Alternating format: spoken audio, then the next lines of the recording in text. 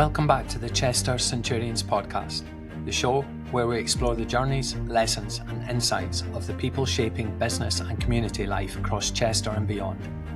I'm your host, Alan Bark, and today we'll be diving into the fascinating world of heritage architecture with Tony Barton and Caroline Drake from Donald Insall Associates, one of the UK's leading conservation and design practices. For over 65 years, Insall has been at the forefront of preserving and reimagining some of the nation's most iconic historic buildings, from Windsor Castle and Liverpool Town Hall to our very own Chester city walls. Their work is all about managing change in heritage buildings, finding creative ways to repair, repurpose and reimagine them, while keeping their significance alive for future generations. In our conversation, Tony and Caroline share stories from landmark projects, the lessons they've learned running a thriving Chester practice for over 30 years, and some powerful insights for any business owner, from staying ahead of the game and fighting for work, to building a strong teams and keeping projects, people and purpose aligned. This is a brilliant episode, full of history, strategy and inspiration. So let's dive in.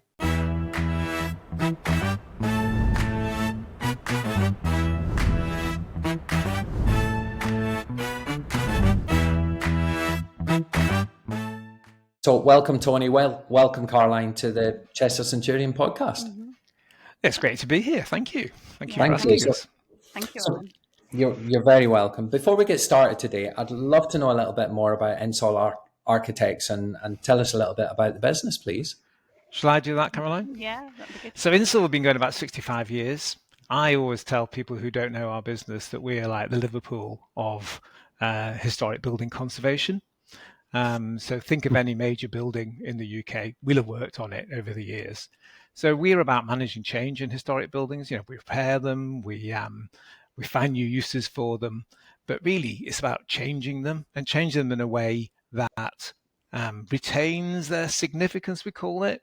So if you think about all the paintings in the Louvre or the Prada in Madrid, the collection of listed buildings in the UK is just as important, except that every generation they have to change. So if you imagine changing the paintings in the Prada once every 20 years. So wow. We do that. Mm-hmm. If there's a difficult historic buildings project, people like Caroline really, get stuck in and we change them. We deal with the authorities, we deal with the technicalities of the materiality as well. We find creative ways to repurpose them. Mm-hmm. Your listeners should go to Rochdale Town Hall that we've just finished. It's amazing. We've got an amazing consent, we've got great funding, and we've delivered it. It's brilliant. That's our current gem, if you like. So is that fair, Caroline? Yeah. I guess the big hook for me was our founder, Donald Insall, who's been knighted as well. So Donald Insall, he talks about buildings being alive, and they've lived through all these different periods of history and got their war wounds, their scars, and we kind of get to understand all of that and those influences, and that's what makes our heritage buildings such an interesting, subject to research and understand, and then how can they evolve for future generations. Absolutely fascinating. I guess this is a difficult question to answer. The next one, it's almost like choosing your favorite child. But if you had to name three projects that maybe we would recognize, what would be your favorite three? Maybe not your favorite. That's a bit unfair. But what would be the top three? Well, Windsor Castle, I think. Wow. First of all, so I remember my very first day I was replanning the Duke of Edinburgh's toilet off St George's Hall. I thought, what have I got myself into here? In Chester, Caroline, what do you think? Well, I enjoyed Chester City Walls, working on that project. So that was a European funded project, and it was not to focus on repairs or, kind of maintenance. It was about how can we unlock access to Chester City Walls for visitors. So, we looked at interventions such as the King Charles Tower balcony. So we realised that there's a real pinch point at King Charles Tower.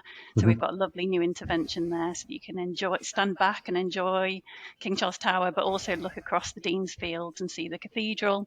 And then onto Morgan's Mount. You can go up onto the Morgan's Mount, which had been closed for about 25 years. So we repaired the top slab and created beautiful railing design, so you can then, look out towards the the Welsh hills. Yeah.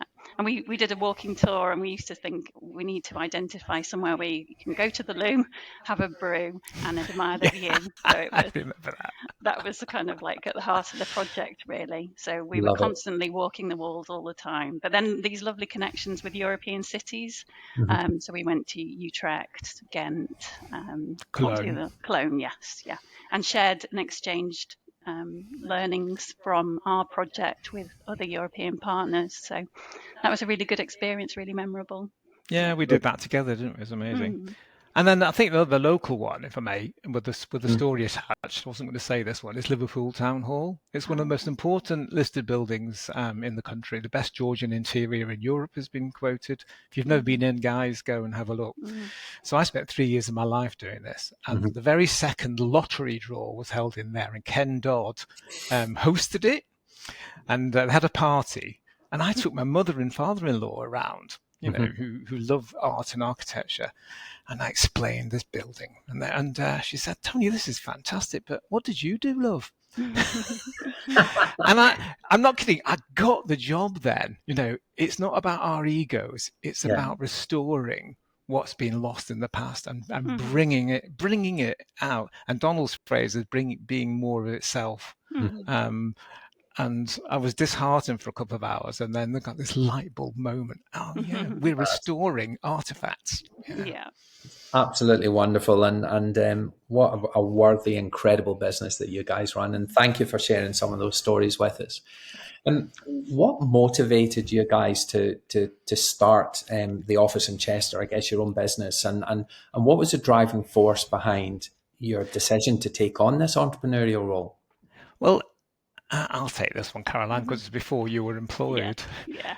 So I was working on the Windsor Castle team in London, as I said, but living in Chester and doing that commute that so many people do to London. And I just saw the opportunities in Chester, and I saw there was nobody doing what we were doing in London in the Northwest. And to be honest, I wanted to be my own boss. I didn't want to have anybody else in control of my life. And I just saw the opportunity to do this in the Northwest and in Chester. And that was the motivation behind it. And then it took 2 or 3 years to persuade the board that, yeah, we could do this. And so we rented a place right next to the clock on Foregate Street. And the rest was history, because we just started flooding in work and suddenly quickly had to take on new staff. And that was, 30 years ago? Yeah, I joined in 2001. So, next year I will have been with Donald Insall Associates for 25 years. I can't believe that. We've got a lot of colleagues who have stayed with Insall for that kind of length of time, because the projects are just so interesting, challenging, rewarding. You could never get bored working here. You know, there's so much to sort of constantly learn. So it's a really rich portfolio to be working on. No. And eventually, after starting the Chester office, I got invited onto the board, and I became chairman for 10 years and stepped down just a year or so ago. So a couple of years ago, you'd have had me in a tie and a suit, you know. But I don't do that anymore. But that was based on the success of the Chester office, because we, always have been really active, proactive, and we enjoy what we do. Yeah. I can tell. What an incredible, exciting business to run. I am a little bit jealous, to be honest, but we won't go there. So the business has grown in Chester rapidly over the last, did you say 30 odd years? About 30 years. About 30 years. What would you say the common misconceptions about running a business are and growing a business, and how did you go about addressing them? Caroline, I've told you that story about the canoe on the River Dee. The canoe. This is my thing. So if you've ever been in a kayak on the River Dee, right, you're going downstream, you're going with the river, with the flow, and you think, this is great, look at the scenery, this is fantastic. If you stop paddling, the river takes you by the backside and spins you around into the bank. Trip you up. So you've always got to be ahead of the game. You've always got to be ahead of your employees. You've got to be ahead of your clients. You've got to be ahead of the authorities. You've got to be ahead of the business environment. that you're in. And I always like that analogy of the D canoe. Another thing is, if you think you don't have to fight for work, that work's just going to come your way, forget it. It doesn't. You have to keep fighting for work. If you think you're on that lovely level, broad sunlit upland and nothing can go wrong, forget it. It will go wrong. It does. If you think your clients are going to pay all their invoices on time, forget it. They don't. You have to be with them, on them, Yeah, we only work for people we like anyway. So there's no problem about us phoning up clients, is there, Caroline? No, proactive on that front. Yeah. Not afraid. And my last bit is, if you think employees know what's expected of them, they don't, unless you're on that. You must not leave, and this is where Caroline's really good, don't leave any vacuum of uncertainty. People need to be clear about what they're meant to do. Yeah. Caroline runs this office now. I'm just the guy who does some colouring in and does some chatting. But everybody's on the job. They know what they got to do. They got to know when by with a smile on their face. There's no whip being cracked. But it's a real kind of open forum as well. So I always say there's no such thing as a silly question either. I want people to be able to ask, ahead if they're unsure about something. So, we all collaboratively work together, and it's the success of the team coming together to resolve problems for our clients, really. And I always think of Tony, when you do hit a challenge, Tony's always taught me to sort of get your retaliation in first. That's one thing I always sort of think of for Tony, about this getting ahead. It's getting in there first, being assertive about what you think and sort of claiming that, really. So I like that. I always think of that, get your retaliation in first. I like that. I have quite a few football related phrases. Is that where it comes from, football? Yeah. Oh, I didn't know that. There's some real gold in here. I'm just going to repeat some of this. So you've always got to be ahead of the game, and I think a really good strategic plan, being deliberate about your actions is important. You need to keep fighting for work, and without a shadow of a doubt, I remember a young man came in to me and he was starting an accountancy practice, and I says, "Okay, what's your sales strategy?" And he goes, "I'm not a salesman, I'm an accountant." I says, "No, you're not. You're a business owner, which means you're a salesman." Yeah. He didn't like it, and I think actually went back to employment. So you need to keep fighting for work is really important. Invoices will be late. I haven't heard that one before. I love it. Invoices will be late, so we've got to make sure we prepare for that. Be clear on what you expect from your team, and actually. To quote you, Caroline, team success is absolutely paramount as well. Yeah. So having that open communication and that really strong, high performance environment for people to thrive is huge. Yeah, kind of bringing out the best in our people, really. Always try and sort of match people's strengths to projects as well. So we're always looking for the best in projects, but it's actually, we're all people, and we've all got different skills. And so I can always trying to pick who are the right members of our team to work on the right project, so there's the best match there always. Play to people's strengths. I love that as well. People. So as business owners, how do you maintain a work-life balance? Tony, you said you're kind of stepped back a bit, so this might be an easier question for you like that. How do you maintain a work-life balance as a business owner? And do you have any rituals you've used over the years or habits that maybe you've formed? I think Caroline's better to answer this because I was manic. I worked all through my holidays and everything as well, and I just liked doing that, So Caroline, go on. Yeah, I think organisation, prompt decision making, setting your boundaries. I've got a young child, so I've got childcare to manage as well. So that gives you a hard deadline. But what I've kind of realised when you have got a hard deadline, to pick up a child after childcare.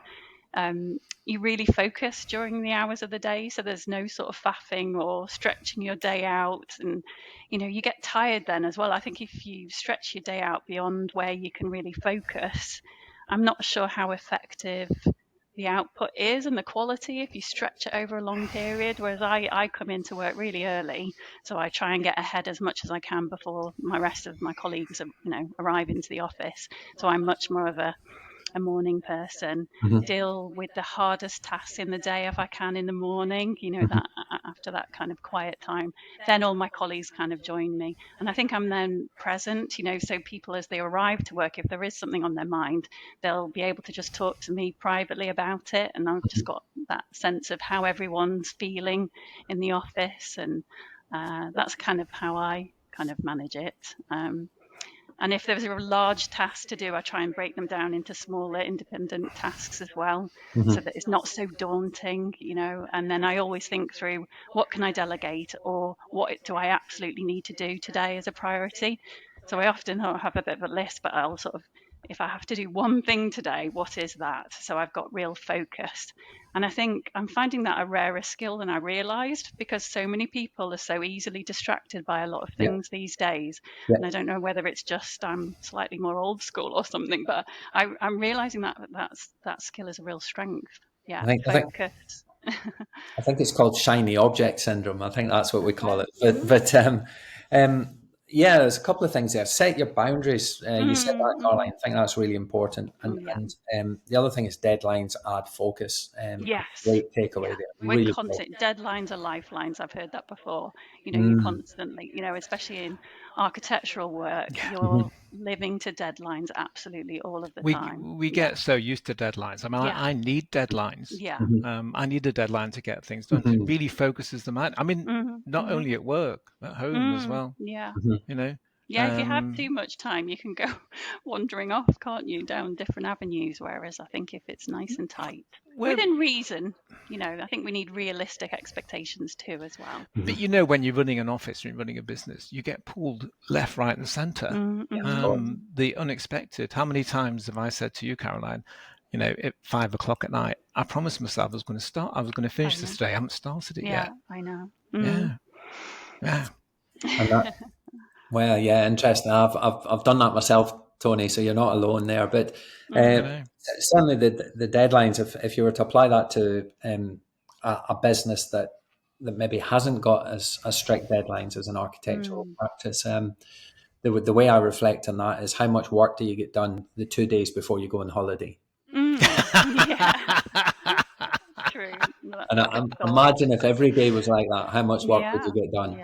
No, it's the week before you go on holiday. It probably is the week. I was being generous with 2 days, Tony. It probably is the week. Yeah, it definitely is. Crikey. Yeah, it's a good one. So, listen, business is moving faster than I guess it's ever moved in our lifetime anyway. So, it's a constantly evolving business landscape. How do you stay adaptable and open to change? And are there any specific strategies that you use to remain innovative? Yeah, our business is all about change. So we're, as we mentioned before, we're constantly looking ahead. We have a task and finish group that will research and develop new technologies or new guidelines and policies to share with the rest of the practice. So we're getting much stronger about that, actually. We kind of, control what you can, but don't ignore external factors and risks.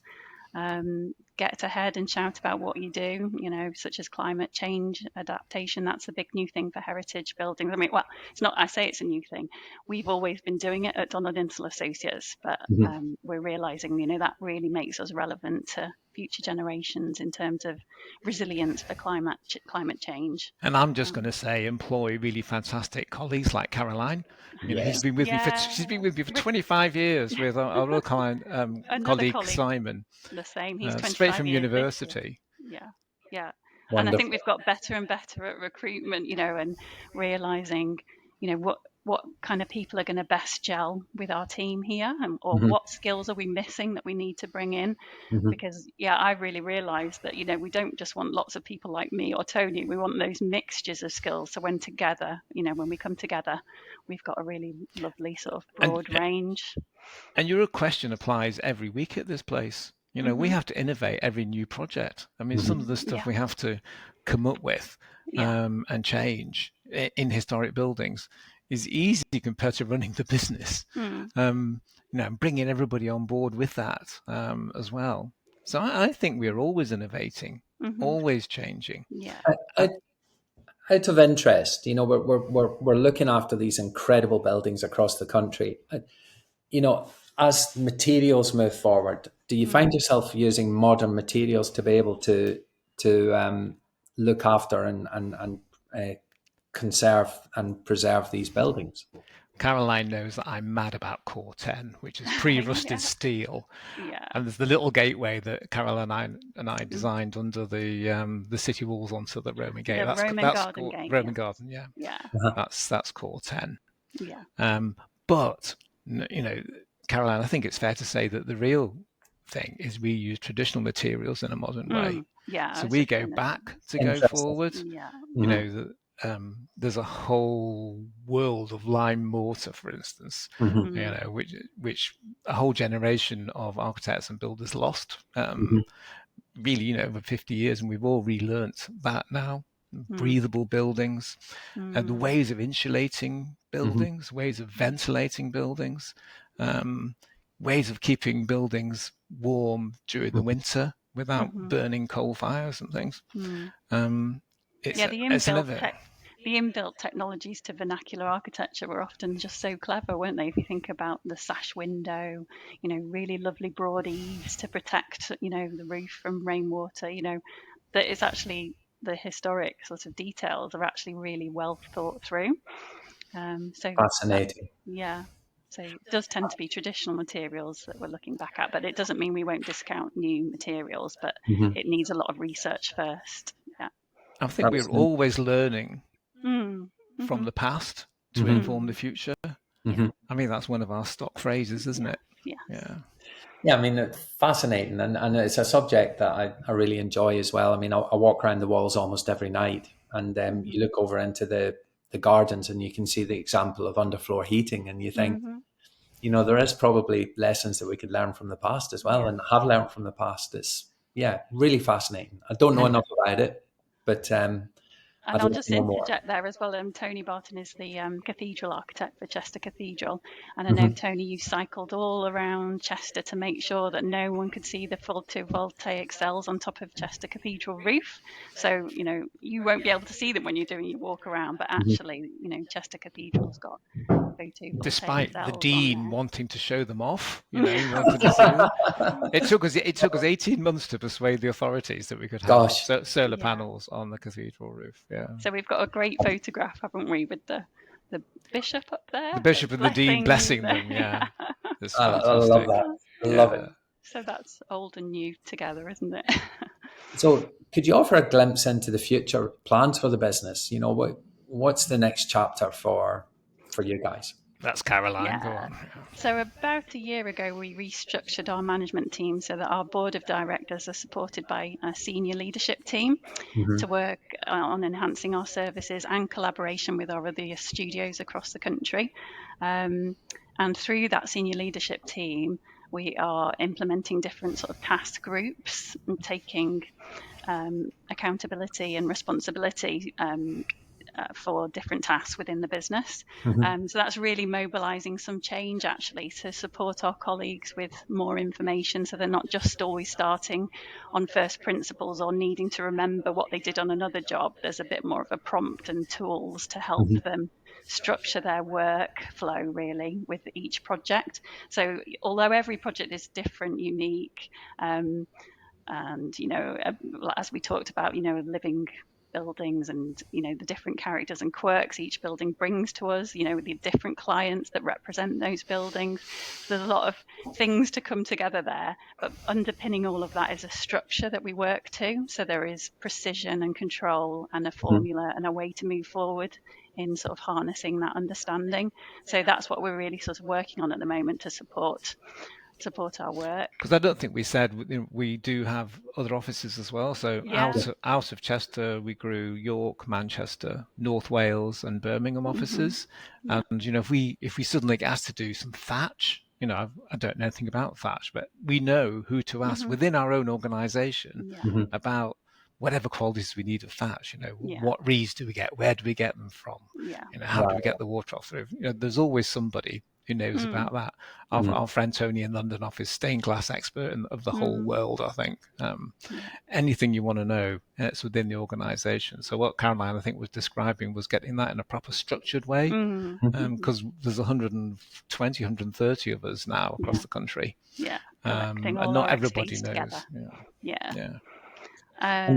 AI presents some exciting opportunities for us as well. So as part of our ongoing commitment to innovation and design, sort of recognizing the potential that AI tools have in enhancing creativity and, carrying out those tasks to support our workflows, really. So a colleague is at the RIBA conference for AI in architecture. I think it's this week or next week it's coming up, and then we'll have a report back from that and a debrief, and then a small task group identified to sort of actually look at this and think what tools are going to best help us here at Insall. But a lot of my colleagues are using AI already, really. And people think we draw with quills. See, we do have a drawing board still within the office. I use it.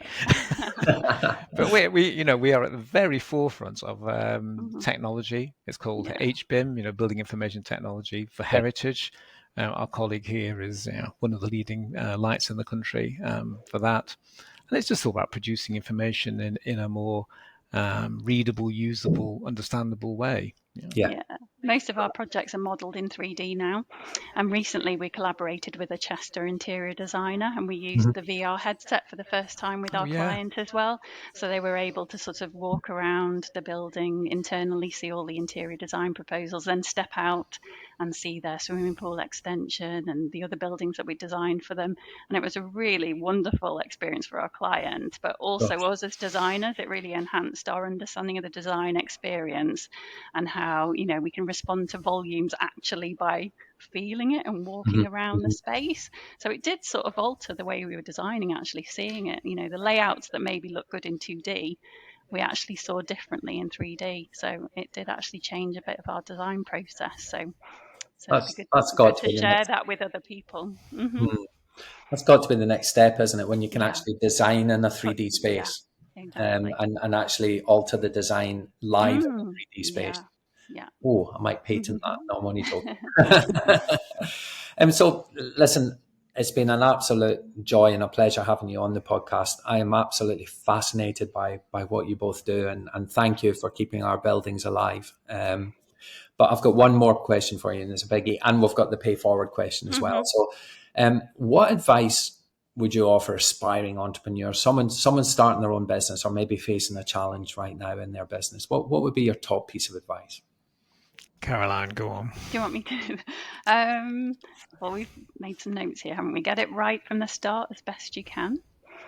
Don't rely on anyone else to build the business. Kind of a warning, really. If it sounds too good to be true, it probably is. Yeah. Follow all opportunities and don't be shy about meeting potential clients. As a point about grasping opportunities, really. And Tony, you talk about a mentor. Again, listening to advice. Don't be shy of asking people left field for advice. People like yourself, if a particular problem comes up. I know when I was first about to take over the chair at Insall, which is really scary, to be honest. I saw a friend of mine who I'm still in touch with and seeing very regularly. And we just had a couple of coffees, and he just put my mind at ease. Because as an architect, you don't get any business training. You just get thrown in the deep end and learn by doing it. So I think always listen to advice. You don't have to take it, but always be prepared to listen to advice from other fields. Don't get a narrow focus a broad on what you do. Is good, isn't it? Yeah. I think that's definitely a really, really good point. And we run quarterly growth clubs where where everybody's invited along to develop their next 90-day goals. And one of the biggest takeaways that typically every business owner in the room gets is something called share a challenge. And what you do is you walk up to someone you've never met before. That's one of the criteria. And you share the biggest challenge you've got in the business at the moment. And you're not allowed to debate it. You just have to listen and then take what you want from that. Brilliant. Good idea. Every single time we run that, it's the favorite part of the day for pretty much every business owner, and they always walk away with some great advice. So you're 100% right. It doesn't have to be within your sphere of expertise. It could be any business at all. Just listen and ask questions. I've got one more. Yes, sir. Sorry, it's so Sir Donald Insall, who started the business 6 years ago, is 99, and his mantra is do a good job, no matter what. And how do you get work? You do a good job. How do you keep your clients happy? You do a good job. Yeah. If it starts to go wrong, jump on it right away. Don't worry about fees and income. Make sure your reputation is in place, that you've done a good job at the end. People forget, the construction industry, all the pain of delivery. The inception is great, the delivery is hard, but the end job is the important thing. And if clients see a really good job at the end, it's your job as the architect to control the whole thing. They tell other people. Beautiful. They tell other people, and you get a real reputation. You have as many articles in magazines, as many websites as you want. That's gold dust. Do a good job. Yeah, I love it. Long-lasting joy, isn't it, that you leave with a project? So the pay it forward question, we'll end on the pay it forward question, is from Danny from Mercury Search, and she'd like to know what you're going to be remembered for. What are people going to be talking about at your retirement party? There we go. Oh, thanks, Danny. Anyway, I had my retirement party in the Houses of Parliament. Yes. And it was great fun. And I didn't think too much. But I'll answer my bit, Caroline, if that's okay first. So I would like to be remembered for having fantastic colleagues who stayed with me for 25 years, like Caroline and Simon. That smells of success to me. That she, one of the most talented architects you could imagine, stayed with me and came on that journey with me. Nothing else matters. All the buildings, all the awards pales into insignificance compared to that. So actually, Danny, that was a good question. Thank you. Beautiful. Wow. Caroline, what do you think? It's the people and the places that we've had the privilege of transforming and protecting for future generations, and seeing, your sketch turn into a finished building with people enjoying it, sitting in, leaning against Morgan's Mount, looking at the view as we'd sort of imagined and hoped for.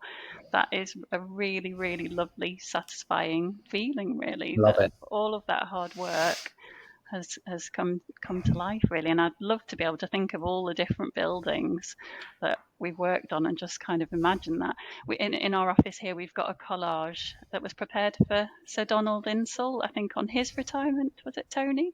It's a collage of all the different buildings he's worked on, so you've got Westminster, St Paul's, Windsor Castle. Everything has a beautiful collage, and I kind of often think, gosh, I wonder what my collage would look like in the end.